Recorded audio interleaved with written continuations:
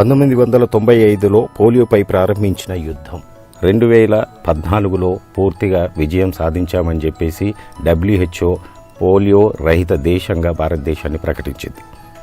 బాలల హక్కుల ఒడంబడిక ప్రకారము బాలలకు జీవించే హక్కు, అభివృద్ధి చెందే హక్కు భారత ప్రభుత్వం కల్పించింది. వారిని ఎదగనిద్దాం, వారి బాల్యాన్ని ఆనందంగా గడపనిద్దాం, వారికి రక్షణ కల్పిద్దాం. 2 పోలియో చుక్కలు మన పిల్లల్ని పోలియో నుంచి కాపాడుతుంది, నిండి జీవితాన్ని ఇస్తుంది. పోలియో రహితమైన జీవితాన్ని బాలలకు అందిద్దాం. ఇది మన సమిష్టి బాధ్యతగా భావిద్దాం. వారి హక్కులను కాపాడదాం. పోలియో రహిత దేశంగా తీర్చిదిద్దాం. దాన్ని నిలుపుకోవడానికి 5 సంవత్సరాల లోపల ప్రతి పిల్లలకి పల్సు పోలియో చుక్కలు వేయిద్దాం. దేశ భవిష్యత్తు పునాది వేద్దాం. 2 పోలియో చుక్కల ద్వారా వారికి చక్కటి బాల్యాన్ని ఇద్దాం. పల్స్ పోలియో ప్రతి ఎవరికైనా వేయచ్చు.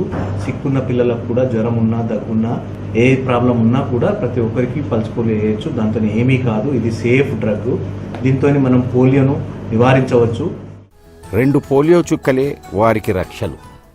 5 సంవత్సరాల లోపు ప్రతి పిల్లవాడికి 2 పోలియో చుక్కలు వేసి వాళ్ళ జీవితాలని పోలియో నుంచి దూరంగా ఉంచాలని చెప్పేసి నేను కోరుకుంటున్నాను.